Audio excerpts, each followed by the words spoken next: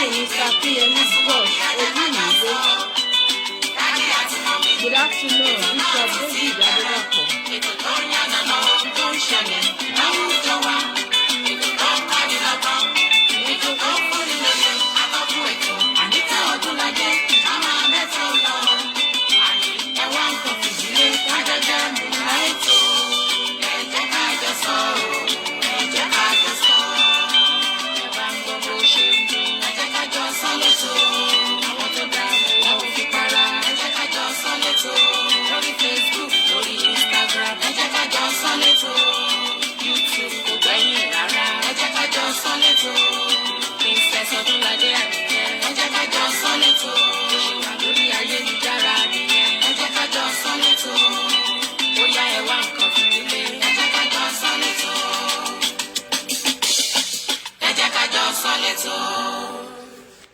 Ẹ jẹ́ ká jọ sọ ètò ní ẹ jẹ́ ká jọ sọ.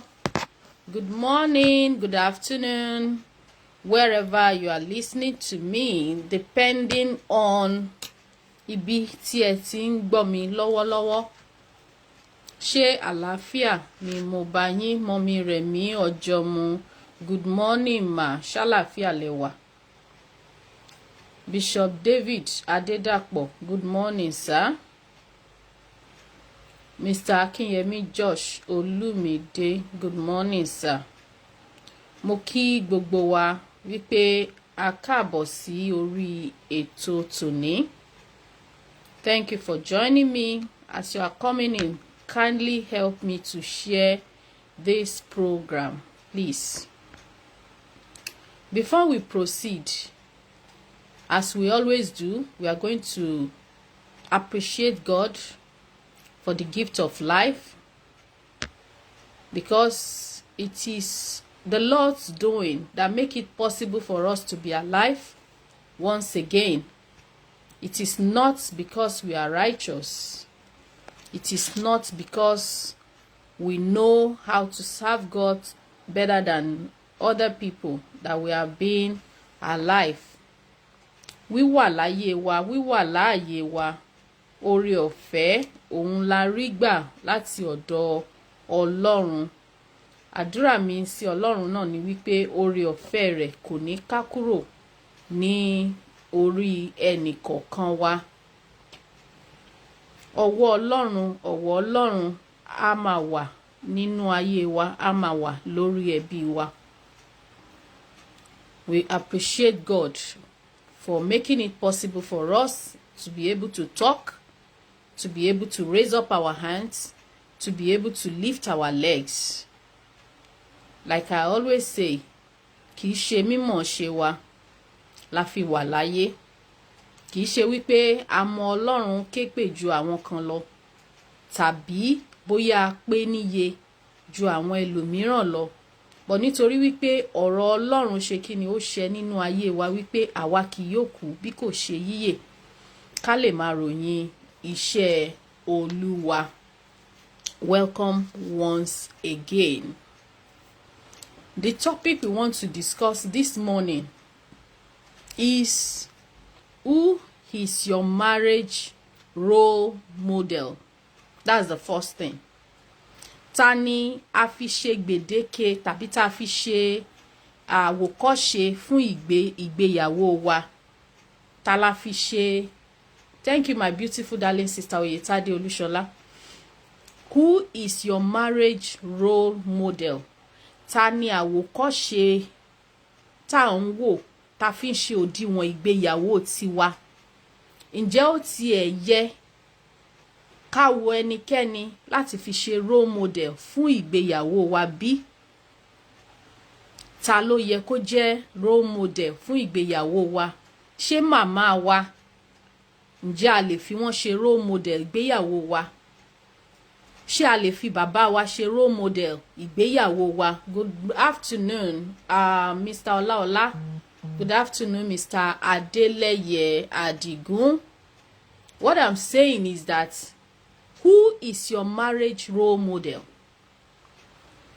I want to say this morning that we should not use anybody as our marriage role model. Nobody should be seen as our marriage role model. And you will ask me why? Why did I say so? Good afternoon. Faidat Bolanle. Good afternoon. Alonge Odunayo. Why did I say we should not use anybody as our marriage role model? The reason why I say so is that different families with different problems. What you can accept, I may not be able to accept it. Good afternoon, my darling Princess Stella Omokwe. What you can accept in your own family, I may not accept it in my own family. Therefore, I personally, I will not use anybody as my own marriage role model. Because you don't know what that person is passing through inside the house.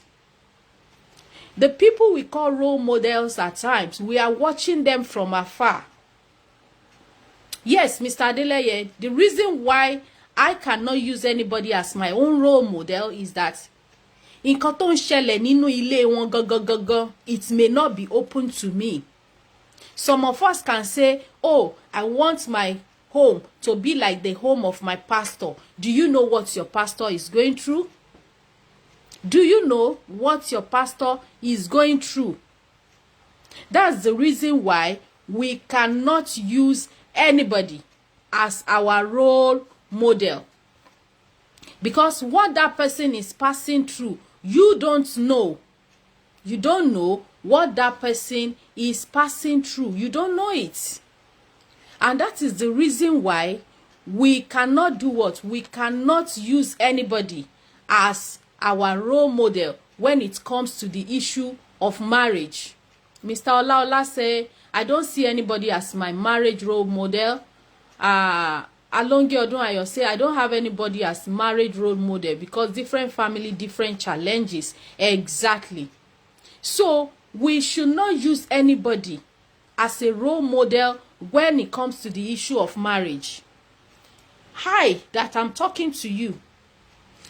I cannot use my own mother as a role model. The reason why is that what my own mother passed through, I don't pray that I pass through it.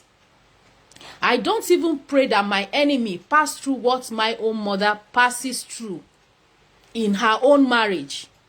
So I cannot use my mother as a role model for my marriage. There are things I can use my mother for. The kind of patience my mother has, mi rò pé mo lè gbà mọ́ra. The kind of shit my mother take, I don't think I can take it. Ṣé mọ̀ pé ayé ìgbà titi wọn ó yàtọ̀ sí ayé ìgbà tiwa ń sìn. If I ask any of us, tá wà ń bí tá ń wò mí tàbí tá máa padà wò mí, kí ọkọ yín kó kàn gbé obìnrin wá sílé kó sọ fún yín pé òun ti níyàwó kejì, kẹ́ẹ̀dẹ̀ ní kò sí wàhálà, ẹ jẹ́ ká jọ máa gbé ìgbé àlàáfíà, kò sẹ́ni kankan tó lè ṣe nínú wa, unless we want to talk, we want to lie to ourselves. Unless we want to lie to ourselves. Mr. Olaola said, what I'm facing in my marriage is different from others' marriage, and don't compare your marriage with any family. Exactly my point. So gbogbo àwọn nǹkan tí ìyá tèmi gbà mọ́ra tí wọ́n sọ wípé torí ọmọ tírú mi bá gbà mọ́ra ń sìn is either kéèyàn lọ sínú depression àbí kí ọ̀tá èèyàn kó má sí láyé mọ́. Princess Stella said there is no perfect marriage anywhere, so it's better to look unto God. Those you feel have a perfect marriage are facing challenges that they will not tell you. Even pastor's wife do go to see counselors. Exactly my point, my darling sister. Exactly. So even pastors, they have issues in their marriage. When you see couples tí wọ́n jọ ń wọ àǹkó, tán jọ ń wọ àǹkó aṣọ, tán jọ tó jẹ́ pé 246 ẹ máa jọ rí wọn papọ̀ ni, that doesn't mean that they have a perfect home, that you should use them as a model.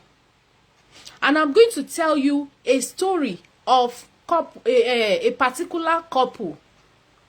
Tí mo ṣe mú topic yìí wá lénìí, I will tell you that story. And you will now judge whether it is good to use somebody's marriage as a role model, or to use a particular family as a role model for yourself. This couple, yes, Bishop David Adedapo said we should not be deceived by role models. So exactly. Now listen, these couples I want to talk about. The man tí mo fẹ́ sọ̀rọ̀ nípa ilé wọn sìn, the man is dead, but I just want to, I'm not going to mention him so nobody will be able to know the family I'm talking about. Àwọn family yẹn, they are well known. Wọ́n wà well known. Now these couples tí mo ń sọ fún yín, Nigeria náà ló ti ṣẹlẹ̀. Ọkọ ó ń ṣe iṣẹ́ olùkọ́ni, ìyàwó ó ń ṣe iṣẹ́ nurse.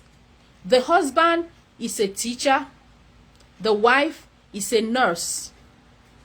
Now this man, the distance between where this man is working and where the wife is working is like 1 hour drive. Bishop David said, I put it upon myself to make my home to work. Kemi Titilope James said, don't ever try to discuss your marital problem with anyone. Good afternoon, Kemi Titilope James. Good afternoon, Momsi Niolua. Now, Olajumoke Abolanle Ayeni said, I didn't see anyone as marriage role model. I only look unto God, the author of the marriage. God bless you, my sister. Now, these couples I'm talking about, I said the husband is a teacher, the wife is a nurse. Now, these two people, the place that the wife is working to where the husband is teaching is almost like 1 hour plus. This man will pick up the wife from home. He will take the wife to work. Ó máa kọ́kọ́ gbé ìyàwó ẹ̀ lọ síbi iṣẹ́. Ṣé rí pé ọkùnrin yẹn ṣe kíni, ó stress are.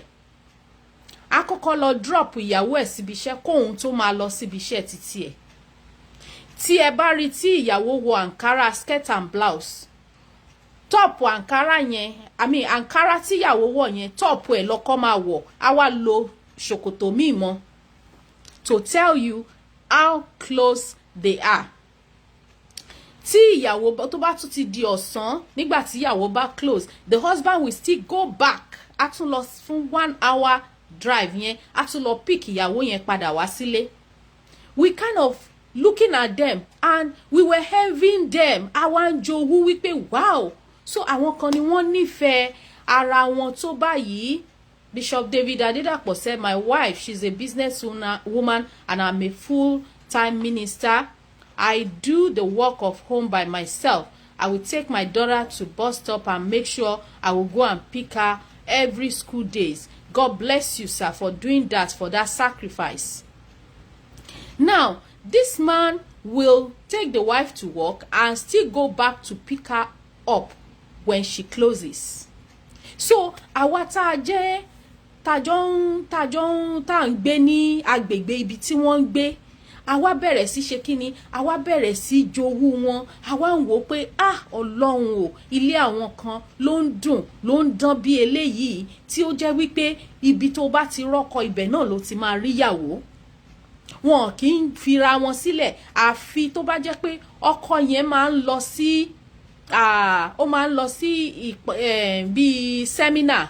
Ọkọ yẹn máa ń lọ sí seminar, ó lè lọ seminar fọjọ́ 2 ọjọ́ 3, ó depend lórí àsìkò tí kíní seminar wọn tó bá bọ́ sí. Ìyàwó dẹ̀ ti mọ̀ pé at a point in time ọkọ máa ń lọ fún seminar. Now, what am I trying to say? Bí wọ́n ṣe máa ń ṣera wọn nìyẹn. Tí ìyàwó bá ń lọ sí ọjà, ọkọ máa gbé ìyàwó ẹ̀ dé ọjà, á jókòó sínú mọ́tò dé ìyàwó títí tí ìyàwó á fi ra nǹkan tán, tíyàwó bá tún ra nǹkan tán á tún ṣe kíni á tún padà sọ́dọ̀ ọkọ ẹ̀ á tún gbé padà lọ sílé. So they don't even have any friends. Àwọn náà lọ̀rẹ́ ara wọn. Àwọn lọ̀rẹ́ ara wọn. Yes, nobody can give what he or she doesn't have. Exactly. Àwọn méjèèjì lọ̀rẹ́ ara wọn. Ìyàwó kò ní ọ̀rẹ́, ọkọ náà kò ní ọ̀rẹ́. Wọ́n ṣàfira wọn ṣọ̀rẹ́. Wọ́n ṣà ń tẹ̀léra wọn ṣóṣòṣòṣòṣò. À ń kó yìí tá à ń sọ yìí ó kọjá bẹ́ẹ̀. They are always in uniform. They are always in uniform. Tán bá ń lọ sí chọ́ọ̀chì náà ẹ máa rí wọn nídìí àti sọ fún yín wípé tọkọ-tìyàwó láwọn eléyìí before you know.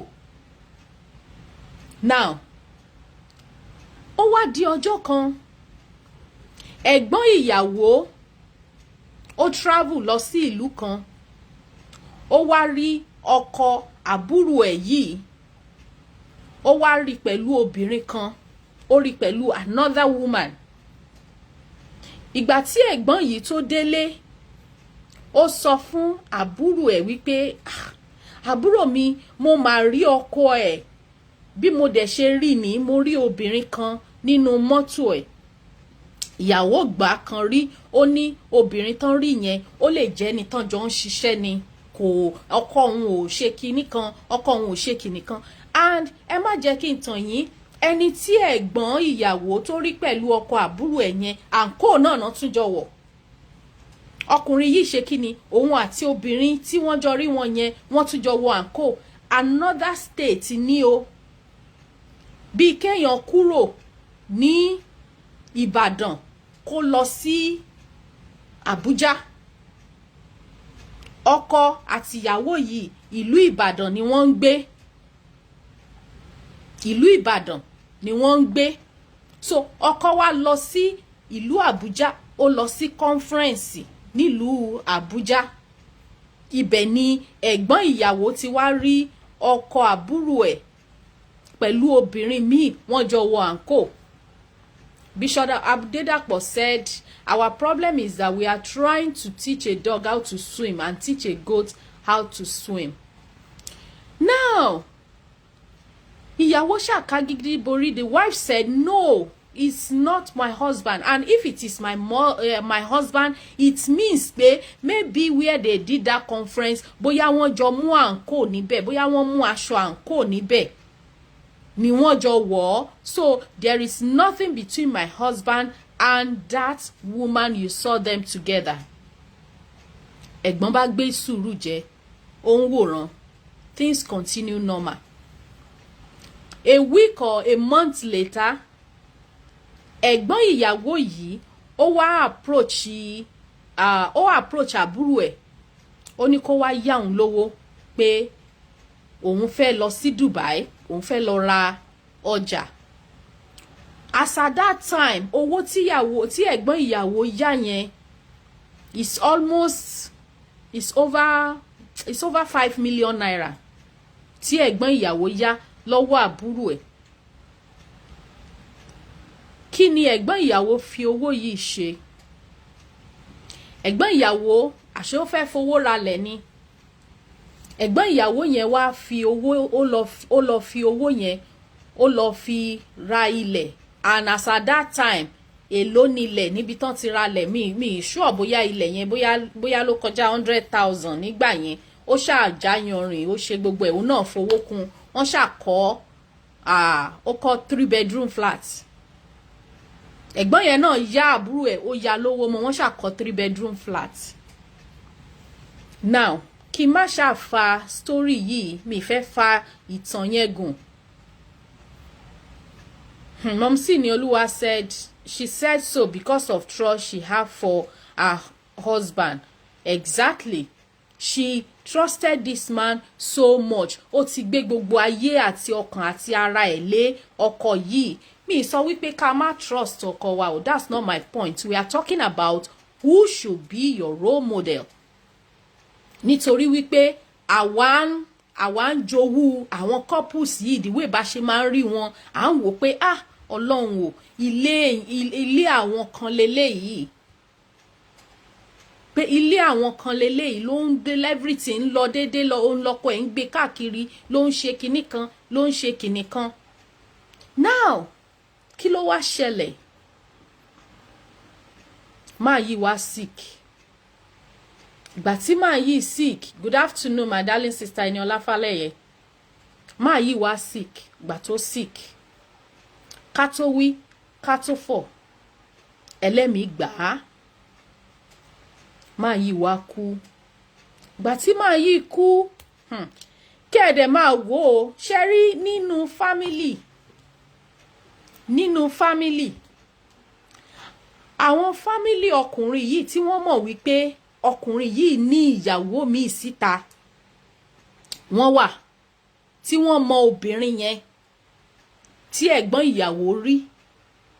Àwọn family yẹn they know. Àwọn family yẹn mọ̀. Ta ló sọ pé òun wà ní hospital yẹn? Who is that? Ah, mommy, okay, you went for your checkup, abi? Okay. Now, àṣé ọkùnrin yìí, àṣé ó ní ìyàwó míì sí Àbújá ni. Kí n tún wá beat imagination yín. Ọmọ tí obìnrin tó wà ní Àbújá yẹn tó bí ó ju ọmọ ìyàwó ilé lọ. Mo rò pé ìgbà tí woman yìí tó ní ìdádúró díẹ̀ ni ọkọ ṣe kíni ló ti fún ẹlòmíì lóyún sí Àbújá tí ò jẹ́ kíyàwó ẹ̀ mọ̀. Wọ́n dẹ̀ jọ ń wọ àǹkó káàkiri, wọ́n jọ ń sùn, wọ́n jọ ń jí. Wọ́n jọ ń sùn, wọ́n jọ ń jí. You are welcome, sister Ọlájùmọ̀kẹ́ Abọ́láńlé Ayẹni. Wọ́n jọ ń sùn, wọ́n jọ ń jí, and this man did not even tell the wife wípé mo mà ṣe mistake síta. Until when this man now died, and the family of that man know they know about that woman in Abuja. They are aware. And this woman tá ń sọ yìí, ṣé mo sọ fún wa wípé nọ́ọ̀sì ni, owó tó ń rí ó ju owó tí ọkọ ń rí lọ. In fact, ilé tí wọ́n kọ́ gan, obìnrin yìí ló ní highest percentage nínú ilé tí wọ́n jọ kọ́. Now, báwo lobìnrin yìí ṣe wá mọ̀ wípé ọkọ òun ó níyàwó míì síta? Ó wá di ọjọ́ tó fẹ́ ṣe burial. Ṣé mọ̀ pé ikú ó máa ń tú ọ̀pọ̀lọpọ̀ àṣírí. On the day of the burial, ọmọ yìí, obìnrin yìí àti àwọn ọmọ ẹ̀ wọ́n lọ síbi tán ti fẹ́ ṣe burial. Ìgbà tó time, bẹ́ẹ̀ ni Mr. Adeleye Adigun, this is serious, ó ga. Ìgbà tó wá di pé wọ́n fẹ́ ṣe burial, ṣé mọ̀ pé ẹ má gbàgbé pé mo sọ pé ọmọ eléyìí tó wà ní Àbújá ó ju ọmọ ìyàwó tó wà nílé lọ. Yes, some men can be deceitful. Ọmọ eléyìí tó wà l'Àbújá ó ju ọmọ first wife tó gbé sílé lọ. Ó wá di àsìkò tán fẹ́ perform right. Ìyàwó tó wà nílé ó push ọmọ títí àkọ́bí ẹ̀ síwájú pé kó lọ bu yẹ̀pẹ̀ sí bàbá. Náà wá fọwọ́ rọ́ ọmọ yẹn sẹ́yìn pé kò tí ì kàn ẹ́, àkọ́bí lélẹ̀. And this woman said wípé àkọ́bí tí wọ́n mú wá láti ta yẹn, òun ò ní ìdí anybody introduce ẹ̀ sí òun because ó dàbí pé wọ́n gé ọkọ òun sí méjì ni. Ó ní wọ́n gé ọkọ òun, wọ́n bí ìgbà pé ọkọ òun pọ ọmọ yẹn jáde ní, so òun ò tiẹ̀ nídìí láti argue bóyá ọkọ òun kọ́ ló lọ́mọ àbí ọmọ. Ó ló wọ́n nídìí DNA.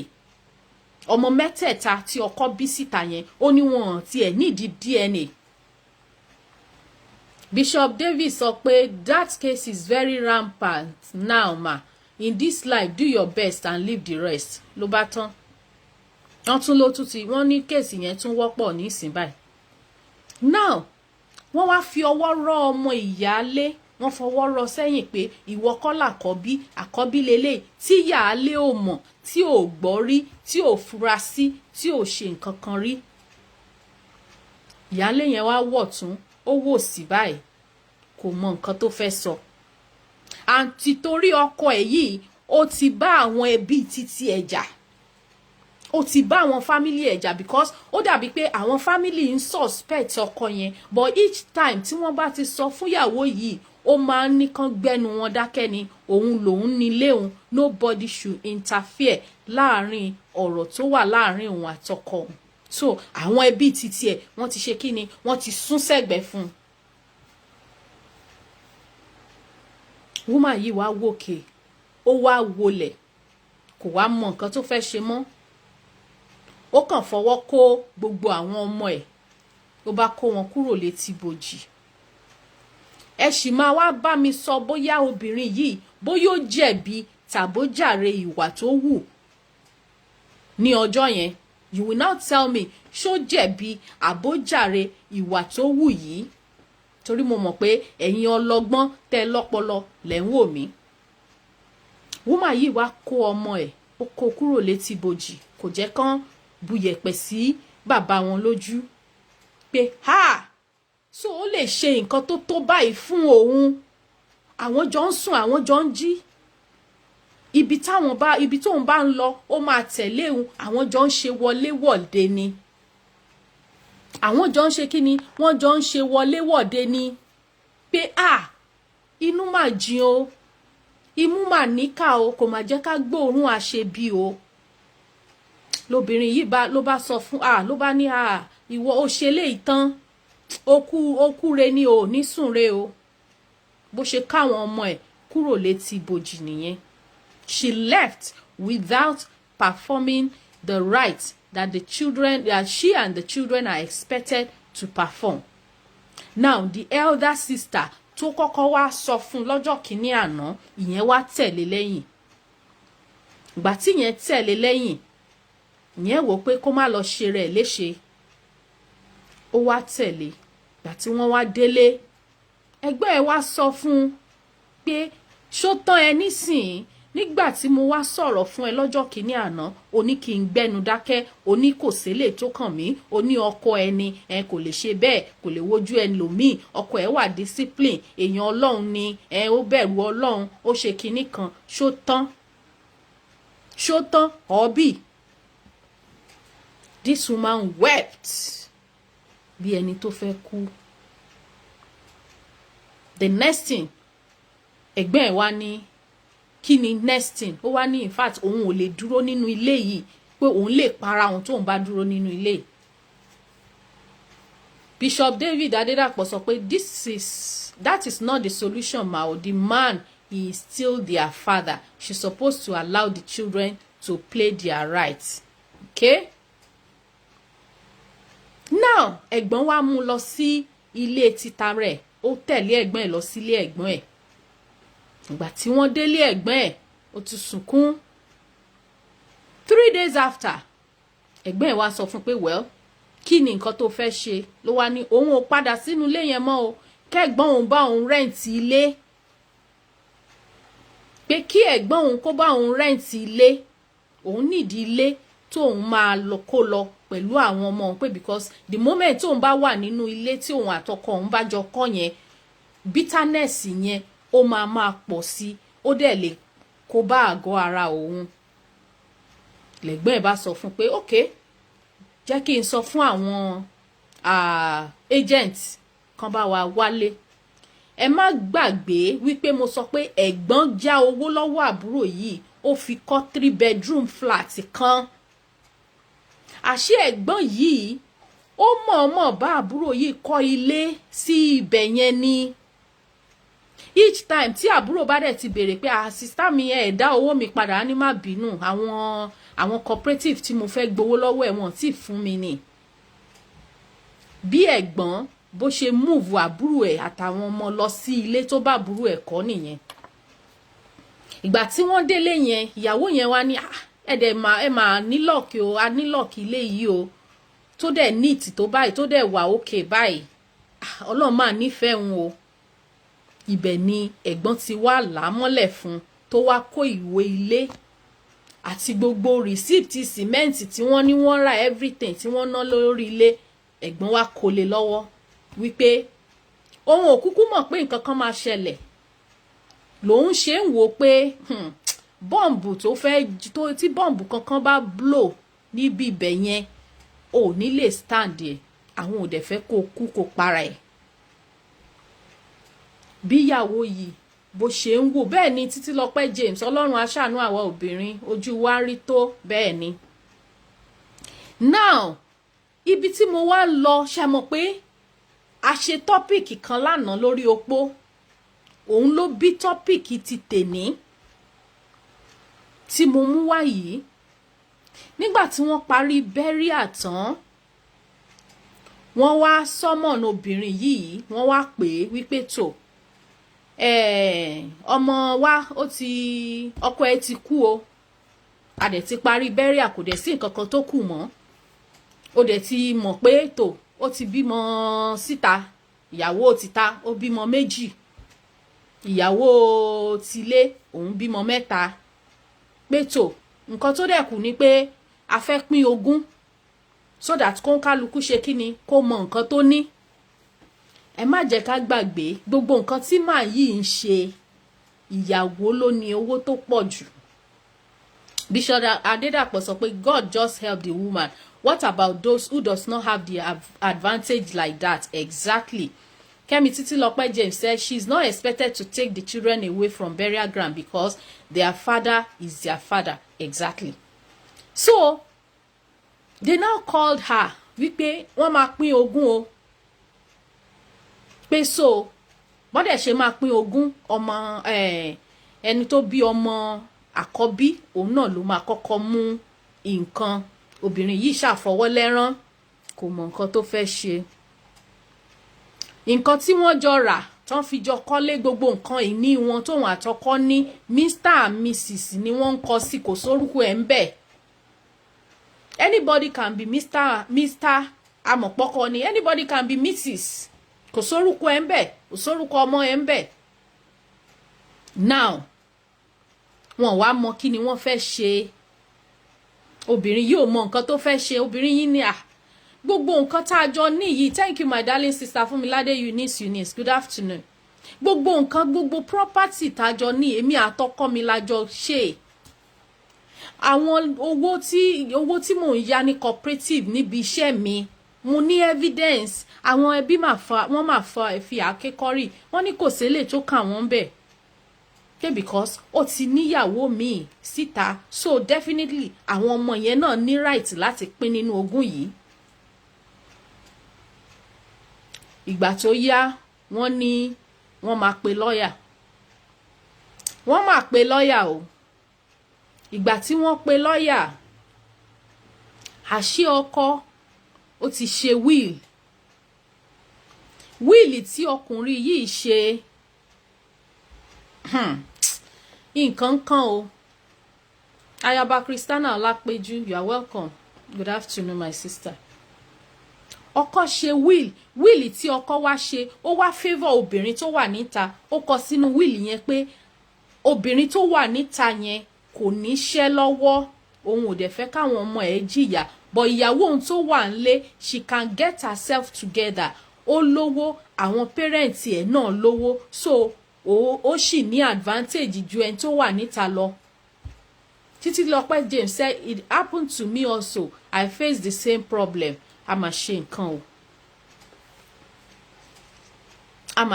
o real life ni nǹkan tí mò ń sọ fún yín yìí o kò ń ṣe àròsọ kì í ṣe àròsọ rárá I know the people tó ṣẹlẹ̀ sí. lọ́ wá sọ wípé ọkọ wa kọ nínú wíìlì ẹ̀ pé ìyàwó tó wà ń tà kò níṣẹ́ lọ́wọ́ so most of àwọn property tóun àtìyàwó ilé jọ ní ìyàwó tó wà ń tà àtàwọn ọmọ ẹ̀ ló wá jẹ́ highest báwo ni kí n ṣe put ẹ̀ they have more of those properties than the wife inside the house. Bẹ́ẹ̀ ni Ayaba Christiana Ọlọ́run á gbà wá ìyàwó tó wà ń ta ọkọ ní kò níṣẹ́ lọ́wọ́ pé so reason tóun ṣe favour eléyìí tó wà ń tajú eléyìí tó wà ń lé lọ nìyẹn. Òun ò fẹ́ kí àwọn ọmọ yẹn kán suffer. Ìyẹn tún wá dákún ìṣòro ìyàwó yẹn, ó tún wá bẹ̀rẹ̀ ẹkún wípé tóun dẹ̀ finú tán gbogbo iṣẹ́ tóun dẹ̀ ṣe láyé òun, ọkùnrin yìí lòun máa ń kólé lọ́wọ́, gbogbo nǹkan tó bá ti ní káwọn ṣe lòun máa ń ṣe. Kò dẹ̀ pẹ́ tóbìnrin yìí ó ti ń súnmọ́ retirement age ẹ̀. Gbogbo retirement age obìnrin yẹn tó kù as at that time mi rò pé ju bí 3 years lọ mọ́. Kò ju bí 3 years tóbìnrin yìí máa retire ní nǹkan yìí ṣẹlẹ̀. Yeah, I'm saying the reality. Alonge Odunayo. Kò ju 3 years tí obìnrin yìí máa retire mọ́. Ẹ jọ̀ọ́ ẹ sọ fún mi, iṣẹ́ ọdún mélòó lobìnrin yìí ló fẹ́ ṣe tó fẹ́ fi meet up? Then ta ló mọ̀ gan as at that time ta lọ́kọ́ fi ṣe next of kin níbi iṣẹ́ tó ń ṣe? Tó bá ta ló ńgbà tó wá yá àwọn èèyàn wá ní eléyìí ò ń ṣojú lásán o, àbí obìnrin tó wà ń ta yẹn bóyá ó dẹ̀ lo nǹkan fún ni o, bóyá ó ṣe kinní kan fún ni o, bóyá ó ṣe kinní kan fún ni o, àtójójú lásán o àti kò jójú lásán o, ṣé kò ti bà tóbìnrin yẹn jẹ́? Ṣé kò ti bà tóbìnrin yẹn jẹ́? That's why when you want to do anything with your husband, ẹ lè kọ Mr. and Mrs. Aduke. Ẹ jẹ́ kó jẹ́ Mr. and Mrs. Aduke. Tó bá jẹ́ pé Aduke lórúkọ ẹ, jẹ́ kó jẹ́ Mr. and Mrs. Aduke.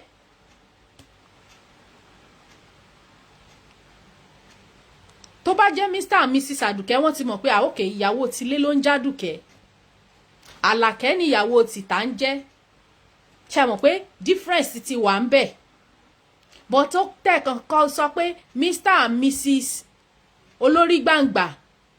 Anybody can be Mrs. Olórí gbangba. You understand what I'm saying? Anybody can be Mr. and Mrs. Olórí gbangba. But if you put it wípé Mr. and Mrs. Aduke, wọ́n ti mọ̀ wípé eléyìí tó ń jádùkẹ́ lélẹ̀, ìkejì yẹn Àmọ̀kẹ́ ló ń jẹ́. So there's going to be difference. I'm fine. Tell me, Ashabi Adegoke. Good afternoon. So there will be difference.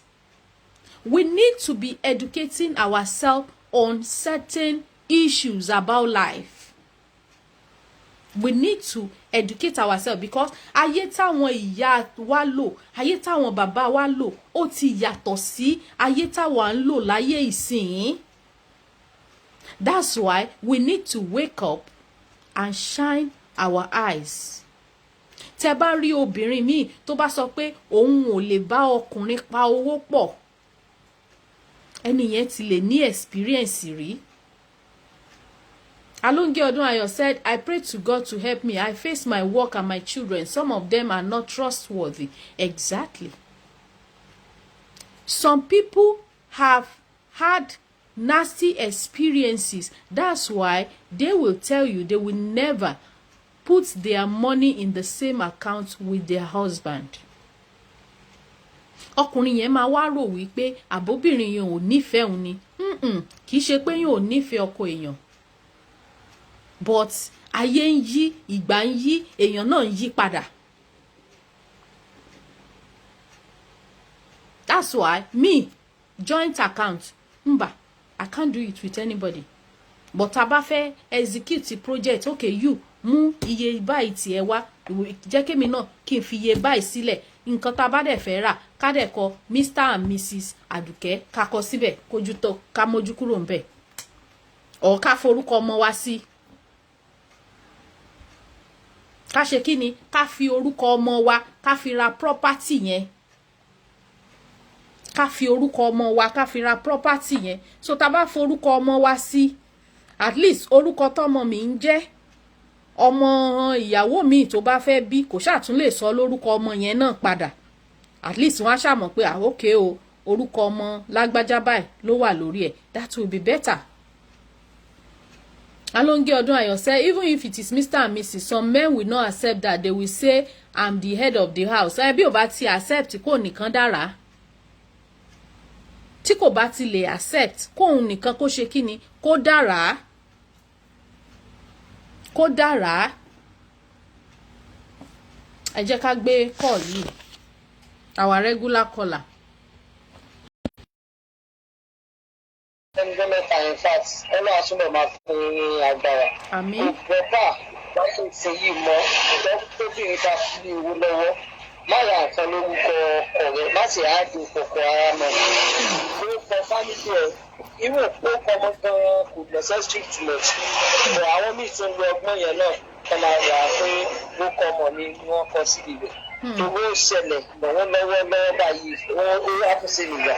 Lórí ṣe tó bóyá lórí bẹ̀rẹ̀. Ìgbà tẹ bá rà yẹn, tẹ bá ra gbogbo tẹ bá rà. Ẹ̀kọ́ orúkọ yín bóyá ẹ̀kọ́ Samsung kìíní bí èmi ṣe tí mo jẹ Samsung medicate mo wá positive bad. If anything happen, kò lè jẹ́ kẹ́kọ̀ọ́. A ní ṣe kìíní yìí o. Likewise, mo ló ṣẹlẹ̀ sí mi. A lot of things tí ta ní lọ́dọ̀ ní ìmọ̀ ogun báyìí, ó jẹ́ nǹkan tẹ́lẹ̀ kankan fún ara mi rà. Nígbà tó ń balẹ̀ lẹ́bi tó dáa sáà nínú ìyá ní access. Ọba yẹ kó kọ́ mi ló wà dẹ̀. Yes, màá lè ní yes, ó kọ́ mi ló wà ní receipt náà. Ayé ti fi láì kí tó ilé ìtọ́ yẹn kò ń ṣe pé bóyá èèyàn mú àròkọ lórí. Ó ti ń ṣẹlẹ̀ láàdé ìyẹn. Obìnrin kàn máa wí pé òun waste bí abi 20 years without nothing. Ẹ wo náà, ọ̀pọ̀lọpọ̀ ọkùnrin ọ̀pọ̀ wọn ti máa ń níyàwó tí obìnrin ò ní mọ̀ ìdílé. Tóbìnrin obìnrin ò ní mọ̀. Jọ̀wọ́ ni àwọn máa fún wọn oníkan máa kí ẹ̀ fún ìyàwó ilé wọn o. Irú ẹlòmíì máa lóhùn ọ̀dọ̀ obìnrin nílùú lọ. Tó o bó ṣe wà yẹn lẹ́yìn tóbìnrin tó bá fẹ́ parẹ́ tó sọ ara rẹ̀. Yóò kọ́ ọmọ ẹ̀ ní kókó wọn bí every receipt tó bá fẹ́ ra. Ẹni tí gbọ́dọ̀ fẹ́ ṣe ó jẹ́ káwọn ọmọ náà máa wà rí ẹ̀ sí. Ẹ̀yin ọmọ bó fẹ́ ṣe nǹkan báyìí ní àtidájú yín o. Nǹkan bá bẹ́ẹ̀ la fẹ́ ṣe o. Torí pé wọ́n rẹ̀ ṣe wà ní irú kò ní ṣe bóyá Nàìjíríà nìkan bó ń ṣẹlẹ̀ ní ẹ̀kúfẹ̀ náà nìyẹn. Ìyẹn náà ẹ̀yẹ òkú ọ̀sùn. Àárà ta ní ìsìn ló tó fa obìnrin yẹn ló máa dẹ ojú ẹ̀ báyìí. Tí ẹ̀gbọ́n rẹ̀ yóò bá lo ọgbọ́n yẹn kọ́. Àbí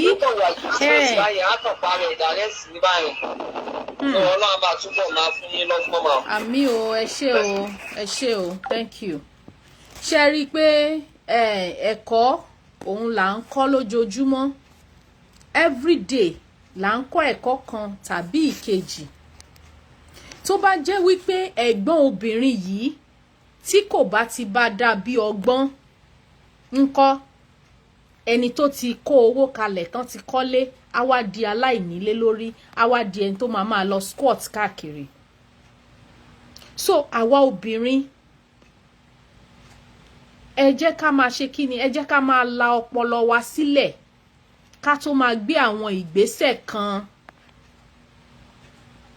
Ẹ jẹ́ ká máa la ọpọlọ wa sílẹ̀ ẹ má jẹ́ kí ìfẹ́ kó rúbò wá lójú nígbà tá a bá fẹ́ gbé àwọn ìgbésẹ̀ kan. Ẹnìkan ṣe program kan lánàá mo watch no kò ń ṣàná I think it should be on Monday. Wọ́n play voice obìnrin kan tí ó wà ní Nàìjíríà ó ní bọ̀bọ̀ tí òun fẹ́ lady yẹn ti kọ́kọ́ marry rí mo rò pé ó ní problem ó wá pàdé bọ̀bọ̀ yìí ó ní UK ni bọ̀bọ̀ yẹn wà. Bọ̀bọ̀ tó wà ní UK yìí ó sọ fún ẹni tó wà Nàìjíríà pé òun fẹ́ kó lẹ́lòmíì ò gbọ́dọ̀ lẹ́lòmíì lẹ́yìn òun nìkan ni òun fẹ́ kó máa fẹ́. Níbi kí ló mú mi fẹ́ sọ story yìí ni pé ẹ yé kó owó fún ọkùnrin. Ẹ yé kó fọkùnrin mi sọ pé kò dáa kéèyàn assist ọkọ ẹ̀. Ọkọ téèyàn bá fẹ́ sínú ilé you can assist that person. Tẹ́ bá dẹ̀ jọ fẹ́ execute project ẹ jẹ́ kí terms and conditions yín kó clear dáadáa. Má ṣe Mr and Mrs lágbájá. Jẹ́ kí orúkọ ẹ kó wà níbẹ̀. Now wọ́n ní lady yìí yes Mr. Adeleye Adigun you are very correct there are still good men out there my dear sister. Mr. Adiguni is one I believe you are one. àwọn ọkùnrin tí wọ́n sì jẹ́ olórí pípé tí wọ́n jẹ́ pé wọ́n nífẹ̀ẹ́ tán bá sọ pé àwọn nífẹ̀ẹ́ obìnrin wọ́n nífẹ̀ẹ́ nìyẹn àwọn ọkùnrin alálùbáríkà wọ́n sì pọ̀ dáadáa níta o but àwọn kàńdà kọ̀ọ̀kan sì wà nínú ìrẹsì bó ṣe wà lóbìnrin náà nìyẹn ṣe mọ̀ pé tán bá béèrè lọ́wọ́ àwọn ọkùnrin wọ́n sọ pé kò sóbìnrin dáadáa kò sí nǹkan tó ń jẹ́ bẹ́ẹ̀ obìnrin dáadáa wà but àwọn kàńdà kọ̀ọ̀kan sì wà nínú ìrẹsì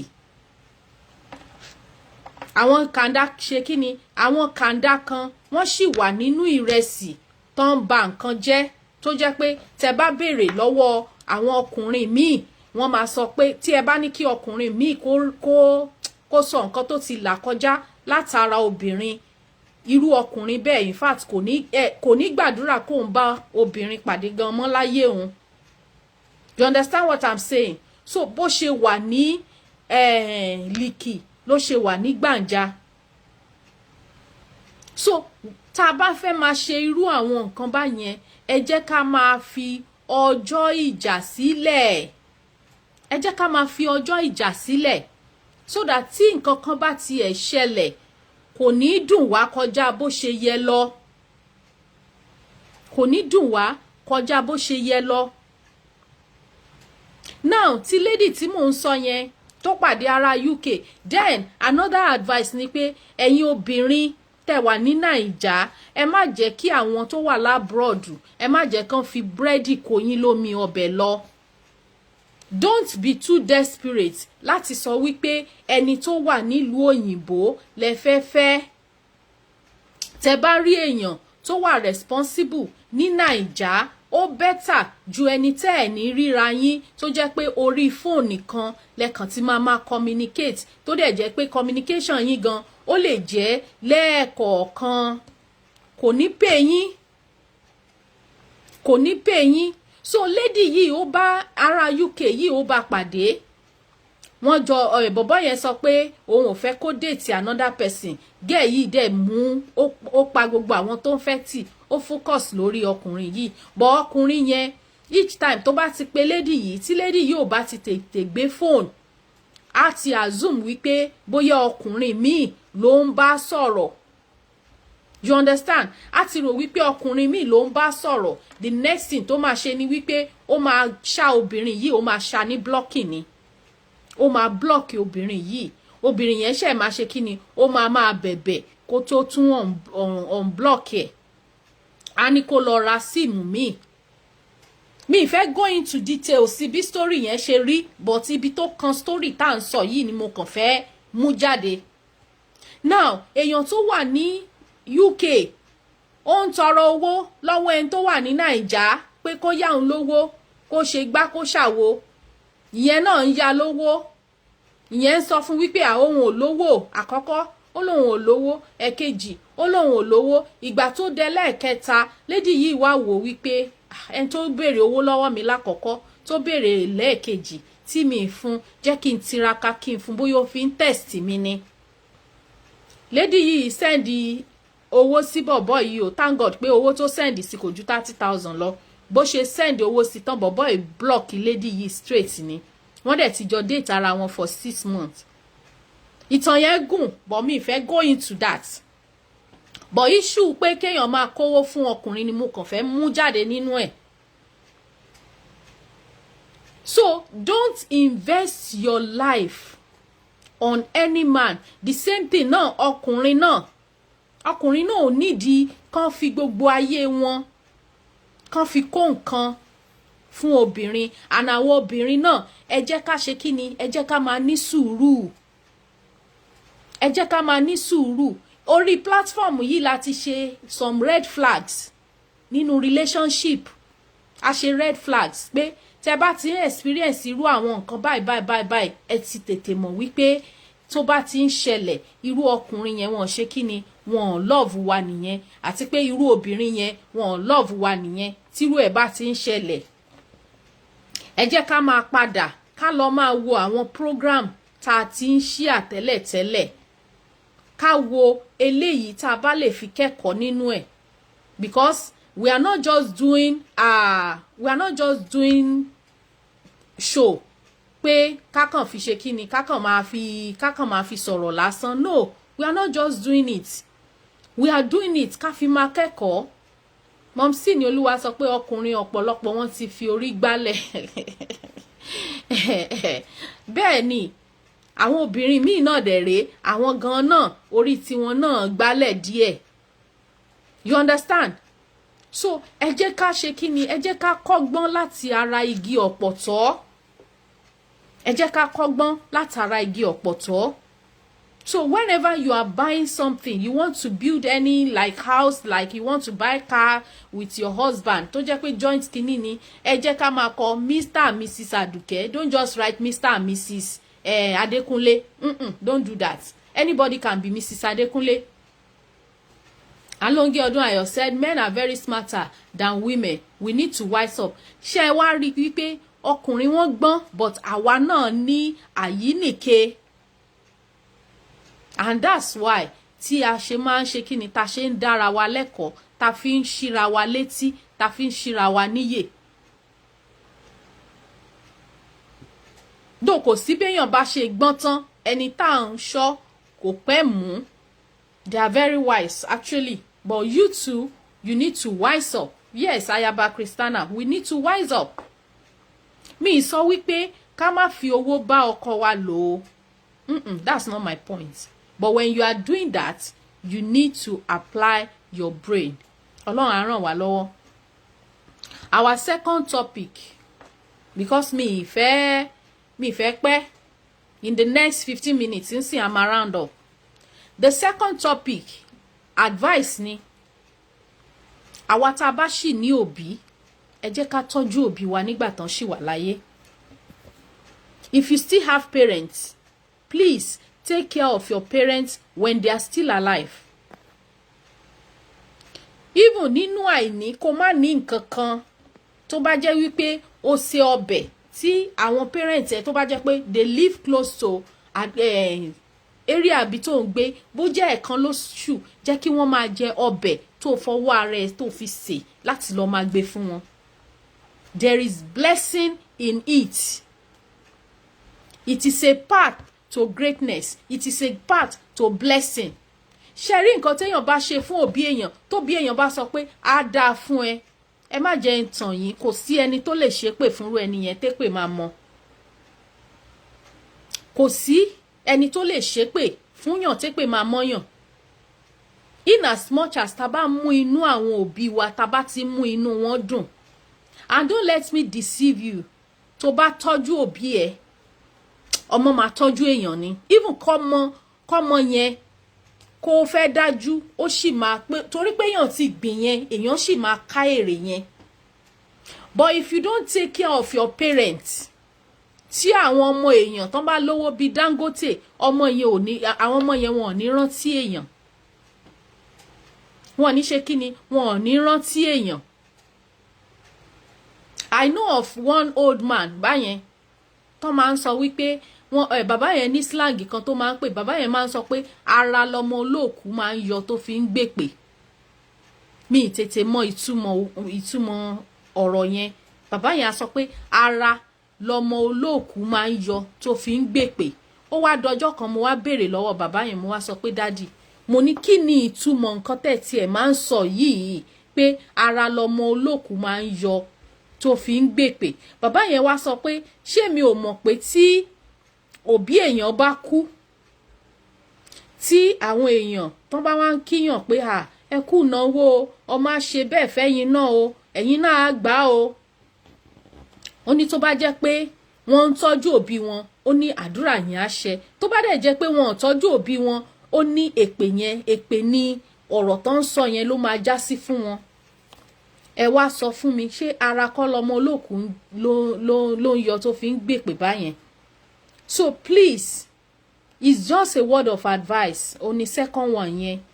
Ẹ jẹ́ ká take care àwọn ìyá wa, bàbá wa. Ṣẹ̀rá wa tí tá ti join club àwọn association of motherless baby yìí. Because èmi tèmi association, mo ti join association yẹn. Mi ní ìyá, mi ní bàbá, ọmọ òrukàn ni mí. But those of you that still have parents. Take care of your parents while they are still alive. Tí mara àwọn èèyàn tó ń celebrate òbí wọn. When my parents were alive, I used to celebrate them. Even when they died, I still celebrate them. But celebration tójú òní ìtọ́jú wọn. Ilẹ̀ Yorùbá ni mo ti rí wípé òbí èèyàn máa gbélé tí ò fine. Ẹ jẹ́ kó bí yẹn wá kú tán, wọ́n wá máa paint ilé. Wọ́n máa paint ilé, wọ́n máa change window. Ẹjọ́ ta là ń paint ilé fún. Yes, Mr. Dele Adikun, we should take care of our parents and our children will take care of us. Exactly. Àwa Yorùbá a máa fi àwọn òbí wa sílẹ̀, ilé tó ń gbé kò ní fine, àní tidy ẹ wá jẹ́ kán kú tán, ìgbà yẹn la máa rántí pé ọ̀dà wọ́n nídìí kan kun ilé lọ́dà so that káwọn ọ̀rẹ́ yín tó ń bọ̀ kán má bàa rí pé ibi tí ò fine làwọn òbí yín gbé. Do that now. Do that now. If you are requesting to join my video, please don't send a request to join video. The number to call is on the page. 667 +1 667 381 9334. Torí mo rí ẹnìkan tó ń request láti join video mi. If you want to call, you can call in. Ẹ jẹ́ ká tọ́jú àwọn òbí wa nísìnyí. Kì í ṣe pé kán wá kú tán ká wá fi lé pọtí ká fi ọ̀dẹ̀dẹ̀ roka ká wá máa jó káàkiri ijó ẹlẹ́yà nìyẹn. If your parents did not enjoy when they are alive, if your parents did not enjoy when they are alive, they now died, ó wá sọ pé òun ná owó tí àwọn òbí ẹ̀ tán bá ń gbé ilé tí wọ́n paint lọ bá wọn paint ẹ̀ ń sìn kójú tí wọ́n náà gan kó tiẹ̀ rí nǹkan tó beautiful lójú ayé wọn. Tí bẹ́ẹ̀dì tí wọ́n fi ń sùn tí ò bá dáa lọ bá wọn change bẹ́ẹ̀dì tán fi ń sùn yẹn, jẹ́ kán sun orí fóòmù tó lálàáfíà nígbà tán ṣì wà láyé. Kò ń ṣe pé kán wá kú tán. Kẹ́ wá lọ ṣe tẹ́ǹtì gazebo, kẹ́ wá da flower bobẹ̀. Ìyá tẹ́ ẹ̀ da flower bo inú yàrá wọn nígbà tó wà láyé. Who are you doing that for? Afẹ́fẹ́ yẹ̀yẹ̀ lásán lèmi count ẹ̀ sí. But a bá tọ́jú òbí wa tán jẹ nǹkan tó dáa tán gbélé tó dáa, tá a bá ṣòkú wọn kò sẹ́ni tó máa mú wa sí. Tí a bá ṣòkú wọn kò sẹ́ni tó máa mú wa sí. As long as tán bá ti jẹ adùn ayé. We see some children tó jẹ́ pé kí àwọn òbí wọn tó kú wọn máa ṣe birthday fún wọn. Tán bá ṣe birthday fún wọn, inú òbí yẹn máa dùn. You are welcome, Mr. Olautan. There's no man who doesn't have a weak point where women can have access to all their information, but pride and arrogance won't let them have known all this. Ele tún gbẹnu tán o, yeah. So, ẹ jẹ́ ká tọ́jú àwọn òbí wa, ẹ jẹ́ ká ṣèkẹ́ wọn, ẹ jẹ́ ká ṣe ìgẹ́ wọn, àsìkò tó bá yẹ kán jẹun, ẹ jẹ́ kán jẹun. Tí ọ̀nà tá a wà tó bá jìn, ẹ jẹ́ ká wáyàn, ká gbàyàn fún wọn tó máa take care wọn. Or ká gbé wọn sọ́dọ̀. It is a blessing. Ṣẹ̀rí ẹni tí òbí ẹ̀ tó bá súre fún kó tó kú, ẹni yẹn ò mọ yìí. Come and ask me. Come and ask me. I'm telling you there is a blessing there. Blessing wà ńbẹ̀. Before my mother died, ó ní conference kan tó yẹ kí n lọ. Gbogbo àwọn tájọ ń ṣiṣẹ́ náà fún náà rí conference yẹn lọ. Federal government ló ń sponsor ọ conference yẹn.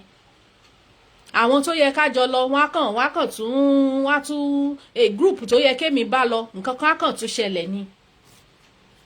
When my mother died, because I really took care of her when she was sick, mo ń drive almost 1.5 hours láti ìlú mi lọ síbi tí mo ti ń ṣiṣẹ́. Bí mo ṣe ń lọ lójoojúmọ́ nìyẹn. Bí mo ṣe ń lọ nìyẹn. Up to the last time that she breathed her last. Èmi àti wọn a jọ ń sọ̀rọ̀ bí ìgbà pé à ń ṣe fíìmù ni. When she gave up. Ọjọ́ tá à ń ṣe burial màmá mi ni wọ́n wá fún mi ní passport mi pé wọ́n ti approve conference mi. Mo dẹ̀ mọ̀ wípé ó dàbí pé orí ìyá yìí ó ṣe dáadáa fún mi. So let's take care of our parents. Kò ń ṣègbà tán bá kú tán la ṣẹ̀ wá máa kunlé, la máa change window wọn, la máa ṣe gbá, la máa ṣàwo. Wasted effort lèmi kà kún. Take care of your parents while they are still alive. Ẹ jẹ́ kán jẹ nǹkan tó dáa, ẹ jẹ́ kínú wọn dùn. Like my father, when my father was alive, a ní kí bàbá wa ṣe birthday. Bàbá mi sọ pé òun ò ṣe birthday. Kí lẹ̀ ló fà á? Fauzia sọ pé yes, what goes around comes around. You don't care for your parents and you want your children to care for you. Kò jọ rárá. Ohun tá a bá gbìn la máa ká. Exactly. When we told my father pé kán jẹ́ ká ṣe birthday fún wọn, bàbá mi sọ pé òun ò ṣe birthday. Wọ́n nítorí àwọn ọ̀rẹ́ àwọn bíi mẹ́ta pé ìgbà táwọn ọmọ wọn ṣe birthday fún wọn kò pẹ́ tán fi kú. A bá gbé ẹ̀rín pé ní kíni kò jọ náà. Kò jọ náà. But kí la wá ṣe? A wá dà bí ọgbọ́n. Ìgbà tí bàbá wa sick tára wọn yá, a wá sọ pé a fẹ́ ṣe Thanksgiving. Then wọ́n fi wọ́n joyè. A wá sọ pé a fẹ́ ṣe ìwúyè fún wọn. A fẹ́ ṣe ìwúyè pé a tún fẹ́ ṣe Thanksgiving pé wọ́n sick ara wọn yá. By that time it was 105 ni wọ́n jẹ́ ńgbà yẹn. It was 105. A dẹ̀ ṣe kíni? A dẹ̀ ṣe kíni yẹn. In fact, majority of the people tí wọ́n wá sílé wa, they thought the man is dead. Wọ́n rò pé bàbá wa kú, wọ́n rò pé à ń ṣòkú ni. Mr. Olatunbosun said, God bless you, ma. I always tell my mom this. Whatever I do for her when she's alive is what I will do after her. No unnecessary spending when our parents die if you really take good care of them. Exactly.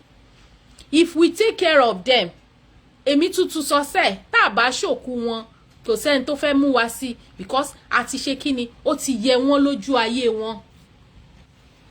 Yes. It was 105 then. A ṣe ẹ̀yẹ yẹn. Bàbá kan wá sílé wa lọ́jọ́ yẹn because a ṣe kíní tó máa ń ṣe yìí very big banner la ṣe fún wọn. Tá ya photo wọn, tá gbé síbẹ̀. A man now came to our house that day. Wọ́n sọ pé ẹ pẹ̀lẹ́ o, ẹ kú ọ̀rọ̀ bàbá o, ẹ̀yin wọn á dà o. Mo ní bàbá èwo, bàbá ò kú o. Bàbá ò kú o, à ń celebrate bàbá lójú ayé wọn ni. And the old man died when he was 106. He died at 106 ni bàbá kú. So àwọn tó rò wípé àbí òkú because kò yé wọn, wọ́n rò pé bàbá kú pé bóyá kàn ń ṣe kinní. Bàbá ò kú, bàbá wà lókè, ẹ lọ wo bàbá níbi tó jókòó sí. The old man is there. But I celebrate wọn. And when he was alive, my father will never kò ní jẹ ọbẹ̀ ọjọ́ kejì. Ọlọ́run ní jẹ, kò ní jẹ.